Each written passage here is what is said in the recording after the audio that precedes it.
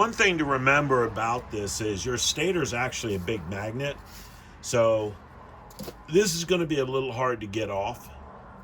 On the bike, it's not that big of a deal because the bike's going to hold it, but I've got a motor that can move around. So it might be a little tricky for me kind of getting it all out, but we'll figure it out.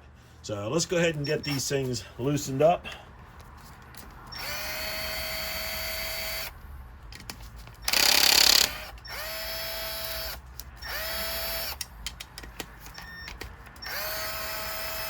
Now you've got this one right here as well. That one always falls for me anyway. We'll grab that in a minute.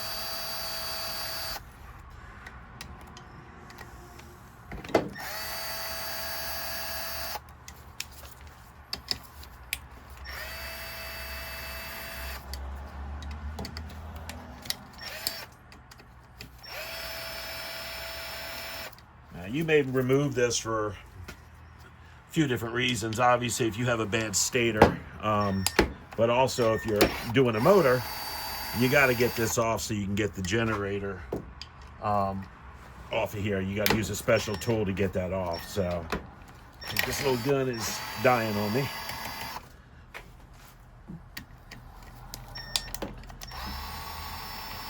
It doesn't love the cold.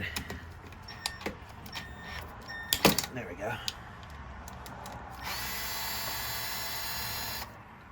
So as you can see, I've got all my bolts in, and looking underneath it, you can see that they're different lengths. So, you know, it's not that important if you're fairly organized to do it this way, but trust me when I tell you, trying to find the right bolt that goes where is going to be a little harder if you're not organized. So we're going to go work on getting this cover off, so I'll be right back. Just like everything else on these covers, you actually need to tap them with a mallet just to get them to free up a little bit. You'll hear it change, so you can hear this. See, it's solid, right?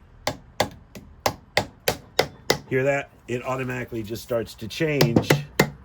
It gets that hollow sound as it breaks away from the gasket. Now, the problem with this, like I said, is this is a magnet. So to pull this off, you can see it's going to be a lot of resistance on the motor and trying to get it. So what we're going to do is we're going to go ahead and put down a microfiber towel just in case it comes over. I don't want to hit anything. And we're going to see if we can get this off without getting a second pair of hands, because it is that bad sometimes. Sometimes it's not. Okay, there we go. We got it. Okay, you hear all that? We got all sorts of noises coming out. Now, one thing I want to mention here is that guy right there. So this runs along the side of the bike down to where the rectifier is and plugs in down below. You're going to need to undo this, especially if you're taking care of a stator. There's the stator right there. So we were talking about that. To do a stator, you really have these three. And then once you take those out, you'll see down in here, you've got a little screw, and then further down. And then this right here, which is the gasket grommet thing, that's just black RTV'd in, which you can see right here. So you would just clean it up, put some RTV in after you get the stator mounted, and you would just set it right in there. Now, this cover actually came off good, which I'm kind of surprised, because sometimes it won't. Now, what happens when you take this off? Parts fly. So, as you can tell, I'm finding stuff on the bench. We've got the gear. We've got a washer. There'll need to be 2 of these washers. We've got the other gear here. And then you've got the spacer.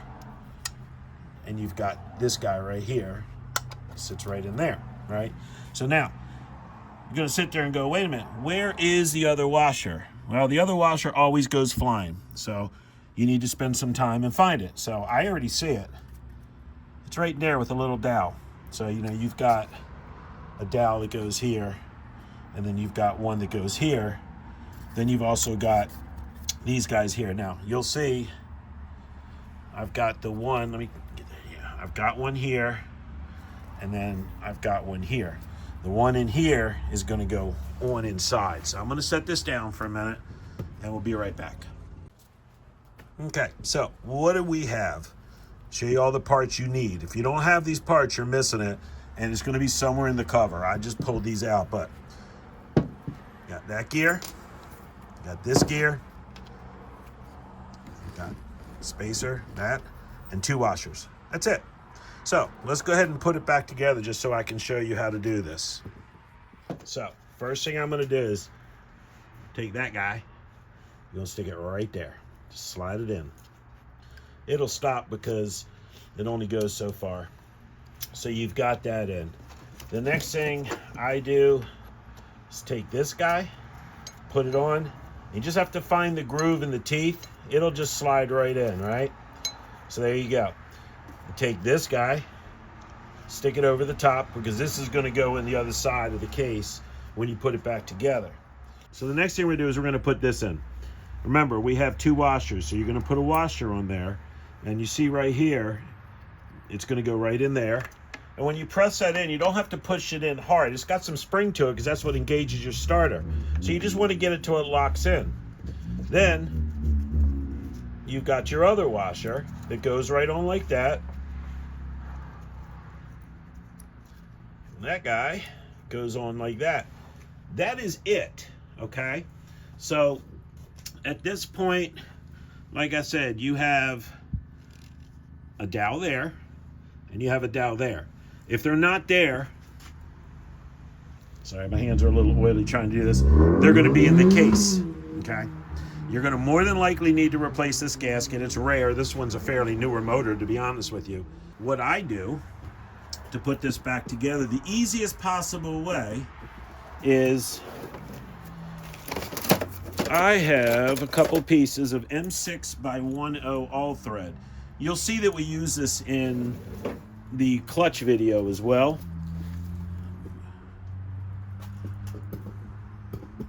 So what I'll do is I'll go ahead and screw one in here,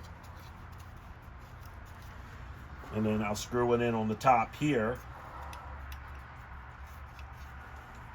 Now, you see the surface here. That has to be cleaned. I'm not doing that now because really at the end of the day, we're tearing this motor apart, so that's all got to be cleaned.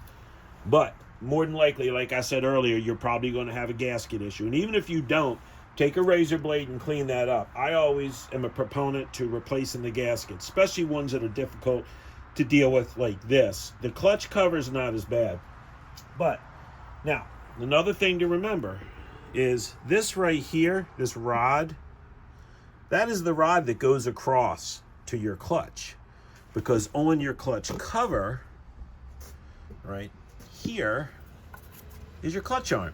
So you'll notice, if you look right there, okay, that's like a little cup in there. When I do this, you see that move, right?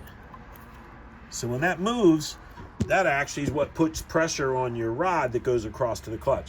So when you put this on, you just need to make sure everything lines up before you kind of pop it into place. So let's go ahead and at least get it started. I'm not going to finish popping it into place, only because I work to get it off, but you're going to go, okay, you can get that one in. And then we have that guy right there. Now, so you can pretty much see the magnet just grabbed it. You know, the magnet's already got it. So at this point, I can just rock this. I mean, I might as well do it. But you can just kind of rock this and tap it in. See? It's just about there now. So all you need to do at this point, which I'm going to do it for you, even though I got to pull it back apart again. We don't have any pressure here. Just bring it in. And you could take a mallet if you need to and just gently tap it. But you'll see the gap goes. So we're completely back in now. Now we would just put the bolts in, and the bolts go in. Technically, 6 foot-pounds is pushing it. I just go till they're snug with a little turn, and that's about it, just kind of like on the clutch video. But that guy's in place. That's how you do it, and it's actually pretty simple. So then you just plug it back in, and you're good to go. So hopefully this helps with that, and you know, we'll be coming out with some more how-to videos. So stay tuned, and thanks for watching.